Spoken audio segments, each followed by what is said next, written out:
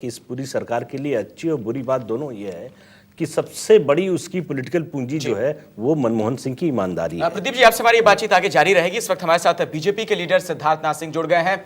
सिद्धार्थ जी, आपकी पहली प्रतिक्रिया क्या है जो कुछ कहा गया, जो बयान आया है, प्रधानमंत्री ने जो जवाब दिए हैं तमाम संपादकों को उस पर? देखिए, जो प्रधानमंत्री जी ने जो प्रेस कॉन्फ्रेंस करी थी उस पे दो अहम बिंदुओं पे उनको खुलासा करना था और एक रोड मैप देना था। एक तो भ्रष्टाचार के ऊपर जिसके वजह देश की पूरी शाख गिर गई, सरकार की गिर गई है। प्रधानमंत्री को एक करप्शन के ऊपर उनकी जो छवि हमेशा अच्छी रही है, मगर वो धूमिल होती जा रही है क्योंकि इतने स्कैम्स आ चुके। उसके बाद दूसरा था इन्फ्लेशन के ऊपर, महंगाई के ऊपर। उन्होंने ऐसा कुछ नहीं कहा जिससे कि महंगाई कम हो सके, मगर प्रधानमंत्री ने जो गेम खेली एक पॉलिटिकल राजनीतिक प्रेस कॉन्फ्रेंस करके, उन्होंने पूरा का पूरा लीपापोती करते हुए अपने आप को कवर अप करा कोलिशन धर्मा के नाम पर। मगर कोलिशन धर्मा के नाम पर प्रधानमंत्री को यह भी बताना चाहिए था कि यूपीए 1 के अंदर तो उनके गठबंधन और उनकी अरिथमेटिक ऐसी थी कि कांग्रेस के जो नंबर थे वो 150-155 के आसपास थे।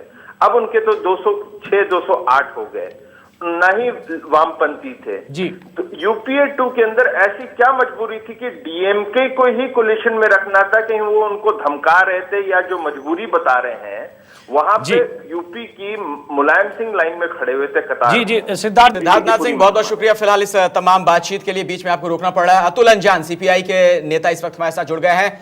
अतुल जी, आप लोग कैसे देख रहे हैं? प्रधानमंत्री ने जो कुछ कहा है उस पर आपकी पार्टी का क्या नजरिया है, क्या सोच रहे हैं आप लोग?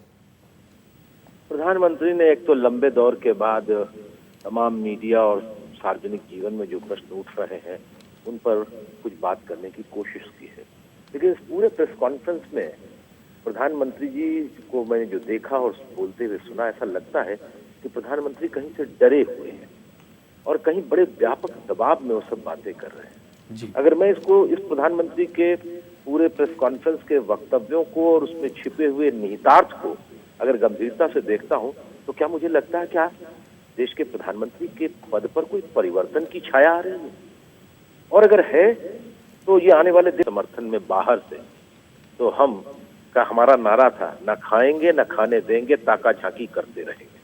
तो हमारे 3 साल के राज में ना हमने पेट्रोल के दाम बढ़ाने दिए, ना गैस के दाम बढ़ाने दिए, और न इतने सारे भ्रष्टाचारों का पूरा सिलसिला शुरू हुआ। और आज जैसे हमारा समर्थन हो गया तो ये निर्द्वंद होकर सरकार लूट के रास्ते पर चल पड़ी है। अब एक खास बात है इस प्रधानमंत्री के वक्तव्य में, जो भारतीय जनता पार्टी के लोगों से मैं कहना चाहता हूं कि उनसे उन्होंने प्रधानमंत्री जी ने सीखी है। उन्होंने कहा है कोएलिशन धर्म। ये कोएलिशन धर्म क्या चीज है? यही काम तो भारतीय जनता पार्टी के लोगों ने कहा था सबसे पहले जब उत्तर प्रदेश में थोड़ी मायावती के साथ बीच में आपको रोकना पड़ेगा। बहुत बहुत शुक्रिया फिलहाल इस तमाम बातचीत के लिए। तो हमारी ये खास परिचर्चा एक ब्रेक के बाद भी जारी है, लेकिन एक छोटे से ब्रेक लिए हमें रुकना पड़ेगा। आप देखते रहिए News 24।